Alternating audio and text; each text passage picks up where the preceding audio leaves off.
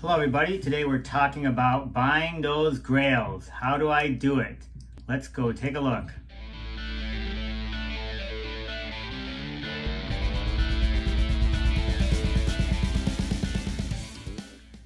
Alright, let's talk about buying those Grails. And for me, it's changed over the years. I think obviously the money is so different, but I think at its core, it's one of those comics that when you would go into the comic shop as a kid and they were always way up there, always out of reach.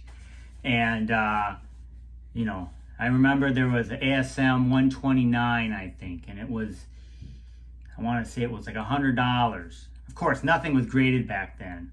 And I was like, oh my God, it's unbelievable, unbelievable. I wish I could have that book or whatever. And so now things have changed, but for me, there's those comics that we want, and they change over time, especially after we've gotten a couple. But I wanted to talk about my process, how I go about thinking about it, and what I do. So when you're thinking about getting a Grail, I think you need to, at least the way I think about it is, kind of put it in two different categories. Are you buying this as more of an investment, or are you buying it as more of for the PC? And I think, for me, since I've liked comics, I liked comics as a kid, and I enjoy the characters, I think of my PC first. And so my favorite character is Silver Surfer, and so I was like, hey, I think I want to try to get Silver Surfer. So one of the first ones I got was this, and it was graded. And it was, I think I got it years ago. I think it was $300-400. I didn't get an incredibly high grade, but I knew that a 6, it's going to look great. This was good enough for me, and this is a spectacular book. And so this was a Grail of mine. I'm glad I have it. But I also would like to say that, and maybe it's just because I did visit local comic book stores as a kid, and I can remember that. I still enjoy doing that. That there's something to be said about finding, something raw and getting it slabbed if you want to do that. But just finding those Grails raw. And generally they're expensive, but it's fun to find them in person. And if you've been watching my channel at all, it's funny because I found this one, which is, huge Grail for me,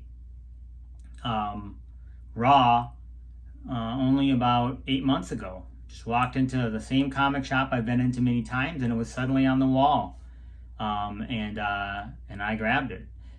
There's a video I think somewhere I have discussing it, but yeah, what a great find. And then I had it pressed and cleaned and graded, and it came back a 4.5, which is great because for whatever reason, I've been finding a lot of 4.5 books. And so for some of these relatively older books, bronze books, etc., 4.5 is my go-to grade, and I kind of seek that now, and I'll show some other examples of that. So I have a 48, and it's a 4.5 also, and that was just by chance too. So anyways, a great book that I have that would be, considered a Grail. So like I said, you need to consider, is it going to be an investment or is it going to be for the PC? And I think for the PC, maybe you want to always look at the fair market value, but maybe you'll go above a little bit. But when you're looking at it from an investment perspective, you definitely want to do your research, attempt to look at everything, especially when you're spending thousands of dollars. And, I know that there's a lot of collectors out there that for them, $1,000 book is nothing. They have a ton of them. But for me, really, anytime I'm spending more than $100 on a book, I'm giving it thought. And of course, spending $1,000 for a book, I'm giving it double the amount of thought. So I'll show you a couple examples that I got, and I definitely knew that. So this one I found raw. And I like Ms. Marvel, but I'm not, and I knew at this point when I got this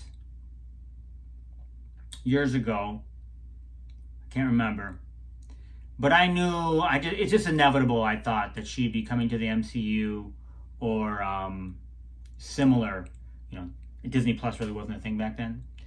I just think that she's too big a character, and so I got this raw. I think it was $50, and then I got it graded, so I might be in, with shipping and everything, I might be $75 in, and this obviously has really paid off.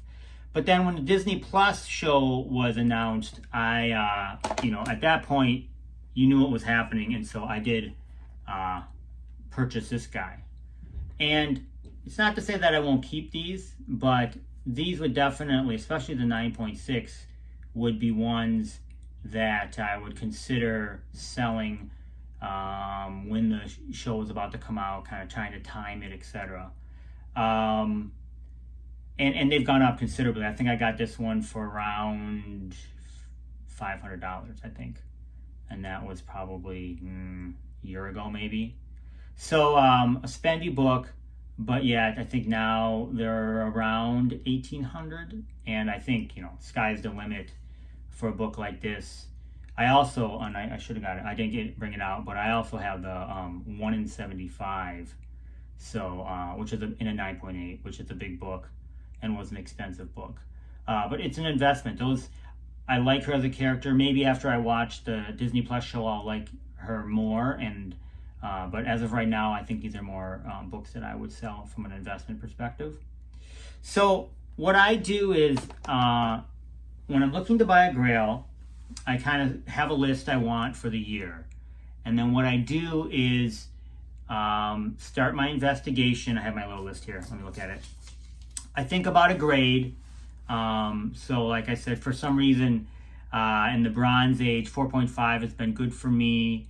And then obviously when you can get into the Copper or Modern Age, you want to be looking at higher grades, 9.8, etc. Although those books can be spendy, as you know. And like I said, if it's for the PC, maybe I'll pay a little bit more than market value. But if it's an investment, I'm really trying to look at Go Collect. So that would be another thing I'd say is look at Go Collect, look at sales on eBay, try to talk to people that have the book or have purchased the book. Sometimes you'll see on Instagram or on a video, hey, I just got this. And sometimes I'll ask them, I'll say, I'm looking to buy one too, if you would mind sharing, kind of your process, what your thoughts were. And it's interesting because sometimes, people find deals. It's really, it's really amazing. So the one thing I would additionally add is you don't necessarily want to, just, oh, hey, I'm really interested in buying Marvel Now 0.1 and 9.8 and just grab the lowest one on eBay. It's going to be spendy, and perhaps there's a reason why it's been sitting on eBay and hasn't sold, because it's over market value.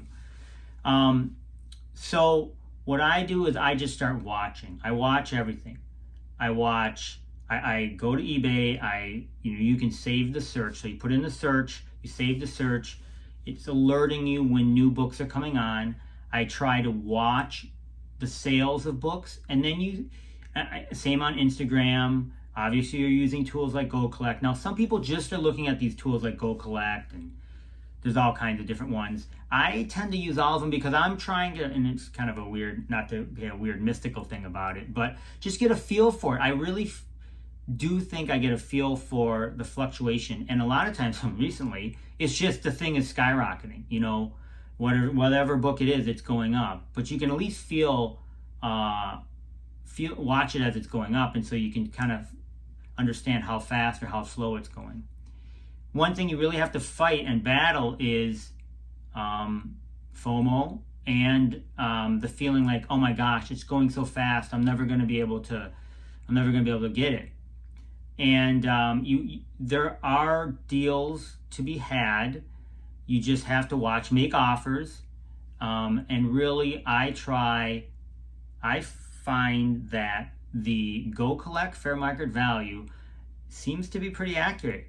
It is lower than eBay always. So if you look at Go Collect, everybody will always say, okay, so let's just pretend there's a book. Oh, that fair market value on Go Collect says it's whatever, $200. On eBay, the last sold one might be $250. So everybody's like, what do you mean? It's not 200, it's 250. But Go Collect and a lot of these tools are looking at 90-day averages. And so it maybe hasn't caught up, but if you can try and get it for that price, then you're going to be you're going to be doing well.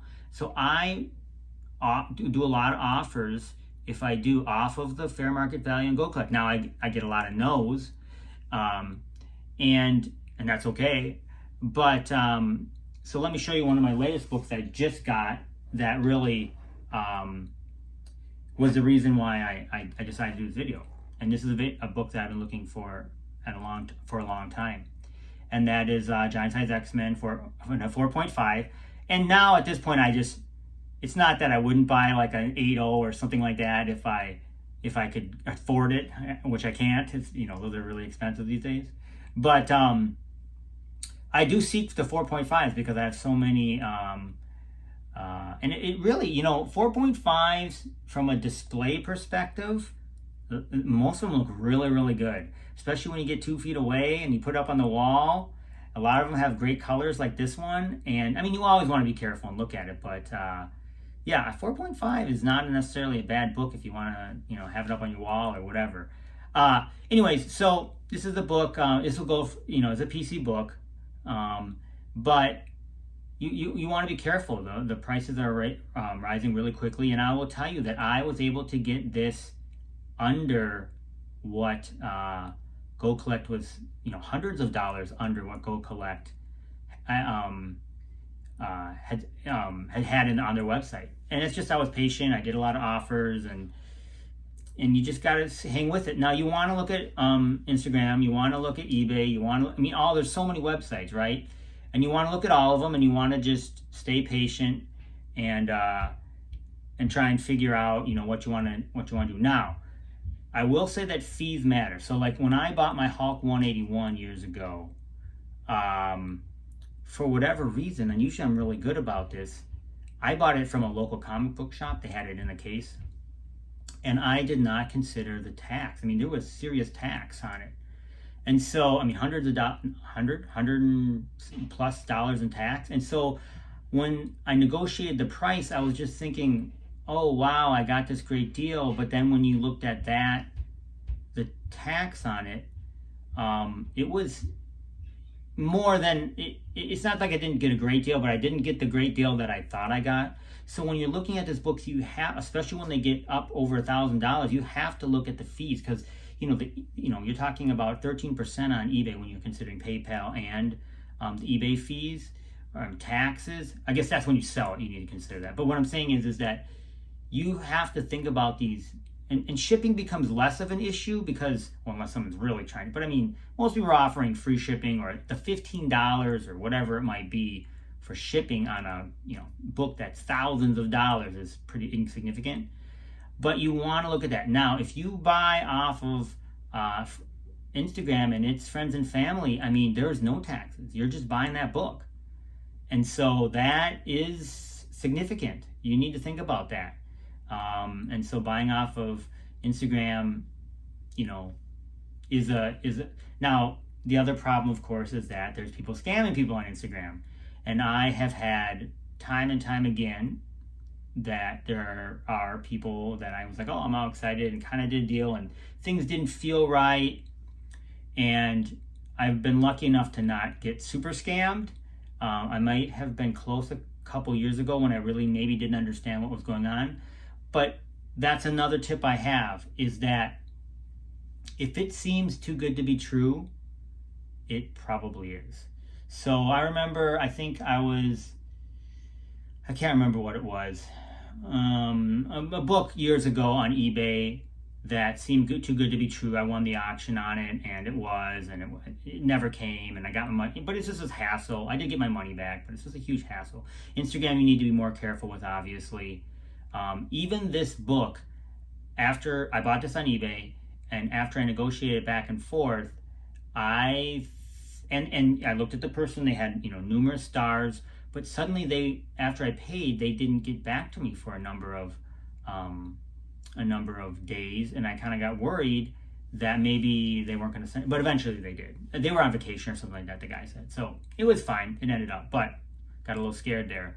And I did tell you that this book, which I recently got, which is now a relatively big book also,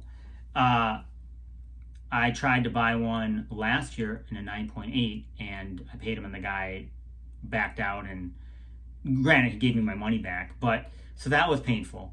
So Instagram, you need to be. I mean, you need to be careful with all of it. You're talking about a lot of money, and so you do. In addition to researching the book, you want to research the seller and be comfortable with that.